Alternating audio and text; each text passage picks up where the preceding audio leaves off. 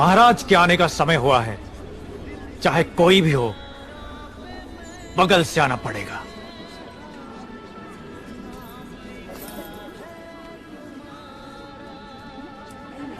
आप आगे आइए। कोई बात नहीं, आप जाइए। आओ आओ, जल्दी जल्दी आओ। पीछे अभी बहुत लोग बाकी हैं। सबको आगे आना होगा।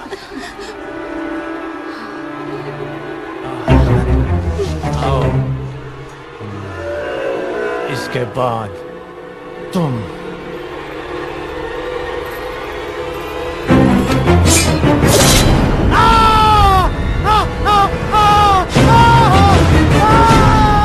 इसे बंदी बना लो, बंदी बना लो इसे। बाहुबली की धर्मपत्नी देवसेना पर आरोप है कि उन्होंने सेना नायक सेतुपति की उंगलियां काट दी। राजमाता शिवगामी देवी की आज्ञा से श्री श्री भल्लाल देव महाराज के समक्ष ये सुनवाई प्रारंभ हो रही है। अवश्य। देवसेना, क्या तुम्हें अपने अपराध के बारे में कुछ कहना है? किसी सुनवाई के बिना ही मुझे हथकड़ियां पहना दी गई और पहले ही निर्णय हो चुका है कि मैं अपराधी हूँ। ये कहाँ का न्याय है? तुम निर्दोष साबित होने तक अपराधी हो, यही माहिष्मति का दंड विधान है। आदिवासी भी जिन्हें घिनौना समझते हैं, उन तौर तरीकों को आप दंड विधान कहते हैं? तो ऐसे दंड विधान को आग लगा दीजिए। अपने न्याय शास्त्र को गंगा में बहा दीजिए, अपने शासन को सूली पर चढ़ा दीजिए। जिस राज्य की मति भ्रष्ट है, उसका माहिष्मति जैसा बड़ा नाम? छी! देवसेना, इस महान साम्राज्य के बारे में अगर एक और अपशब्द भी निकाला। बड़ी बड़ी प्रतिमाओं और ऊंचे ऊंचे सिंहासनों से महान साम्राज्य नहीं बनता राजमाता, एक विशाल हृदय से बनता है।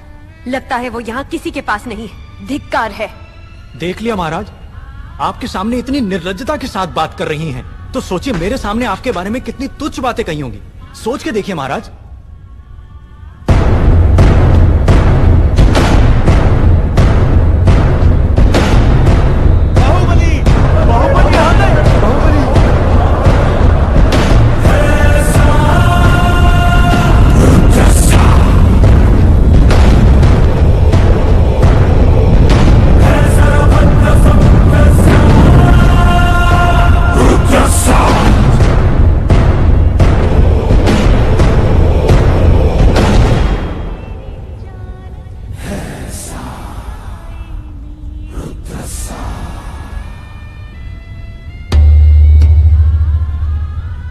वास्तव में क्या हुआ था बताओ सेतुपति।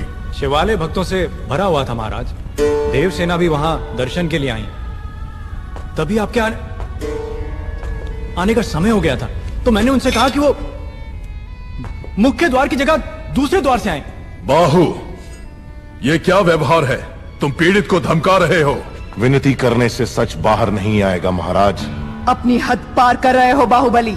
एक गर्भवती को बेड़ियों के साथ खड़ा करके ये सभा पहले ही अपनी हद पार कर चुकी है। माँ, चाहे गर्भवती हो या वृद्ध, तुम हो या मैं, न्याय विधान सबके लिए एक है। जानते भी हो क्या हुआ था?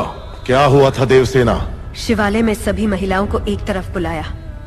अंदर भेजने के बहाने वो सब पर हाथ डाल रहा था।